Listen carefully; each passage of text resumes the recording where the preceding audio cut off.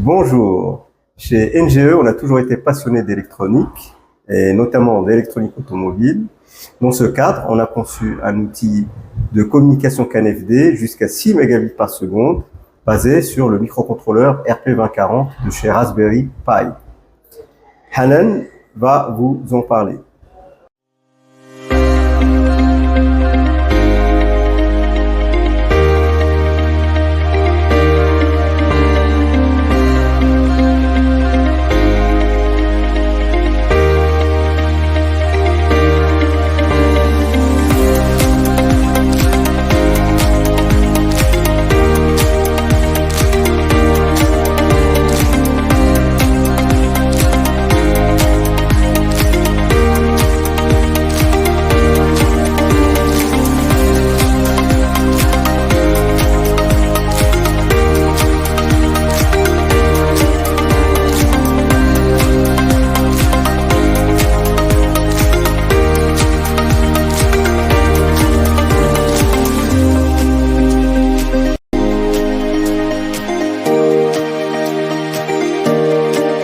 Alors, nous connectons une voiture à un ordinateur via USB sans utiliser aucune puce CAN spécialisée, juste un microcontrôleur RP2040 qui coûte environ €1.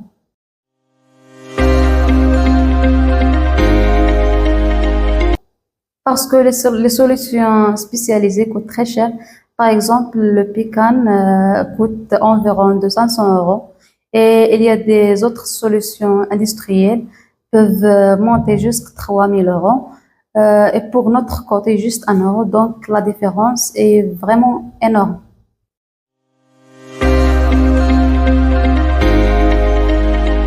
C'est le processeur de Raspberry Pi Pico. Nous programmons le CPU avec langage C, l'architecture Cortex-M0. Mais le vrai secret, il contient des unités appelées PIE. Ce sont des mini-processeurs spécialisés dédiés au CNO en temps réel, programmés en assembleur PIE avec des programmes très compacts, juste 32 lignes, et le jeu d'instruction est vraiment minimaliste. Et le plus intéressant, il accède directement à la mémoire via DMA, Direct Memory Access. Donc, le traitement continue même sans intervention de la CPU.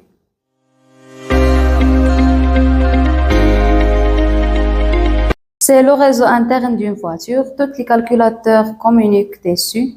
Par exemple, quand vous appuyez sur le pédale de frein, un message CAN envoyé sur le réseau. Donc, on y trouve le moteur, les freins, la climatisation. On peut voir comme un réseau Wi-Fi, mais câblé, robuste et temps réel.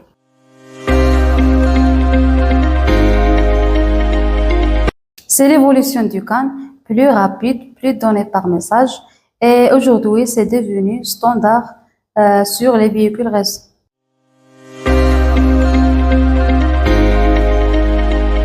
Nous utilisons QC pour le développement et nous avons utilisé le projet Savican pour la communication en temps réel et nous avons développé un plugin NGO protocole pour la communication avec le microcontrôleur via USB.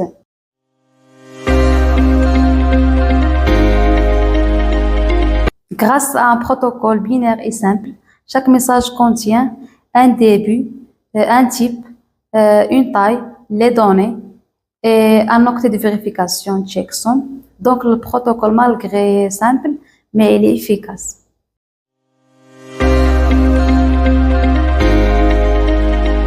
Pour le setup, on a déjà notre ordinateur lié au RP2040 via USB. Et on a l'oscilloscope déjà lié pour écouter les trames, spécialisé NGE pour afficher la sortie de l'oscilloscope dans l'ordinateur, ici. Et on a l'outil Pican pour la visualisation des trames. On va l'utiliser pour tester notre outil. Donc voilà. On va commencer par établir la connexion entre notre ordinateur et RP2040 via le port COM6. Et si on va faire les paramètres de CanFD,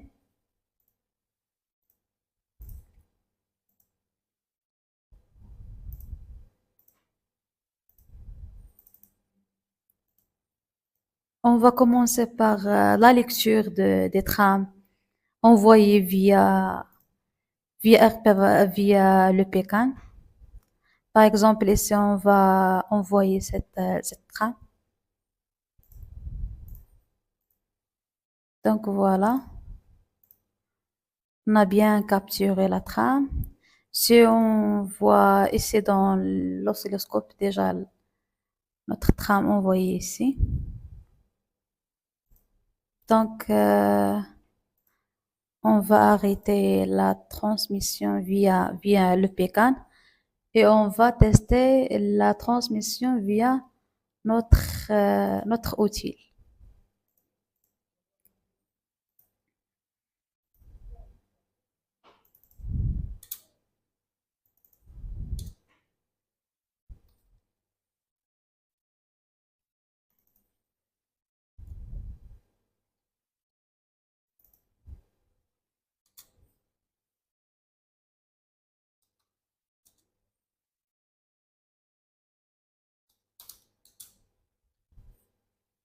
Par exemple, ici, on va envoyer une trame d'un longueur 3.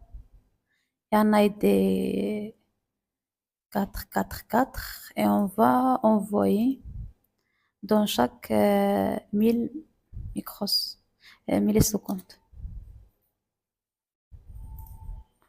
Donc voilà, on va voir si la trame est envoyée avec succès.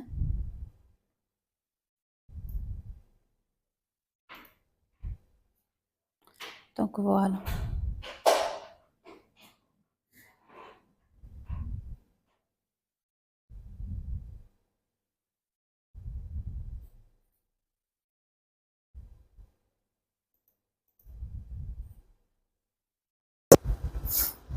Chose remarquable avec notre outil CanFD, c'est qu'en plus d'atteindre jusqu'à 6 mégabits par seconde en mode FD, on a un niveau de conformité très élevé vis-à-vis de la norme CAN.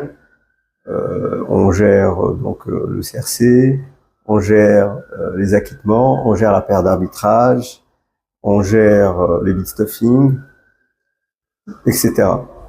Tout ça grâce à une parfaite maîtrise du PIO, du RP2040 de chez Raspberry Pi. Merci pour votre soutien. Si vous avez aimé la vidéo, abonnez-vous pour ne rien rater.